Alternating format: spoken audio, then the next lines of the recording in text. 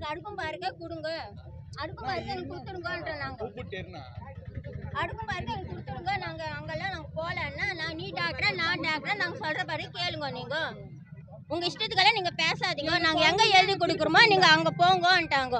8 படம் sir, 4 waste blood அப்படியே போயினுக்குது sir. குழந்தையும் அழுவல, குழந்தை நுரலிருந்து வாயில வருது. எப்படி சார்? அங்க போங்க இங்க போங்க சுத்தி தான் வைக்கிறாங்க. லாஸ்ட்ல இந்த போட்டோ மாட்டி வச்சுட்டாங்க. பொண்ணும் அழுவல, தண்ணி குடிச்சிச்சு.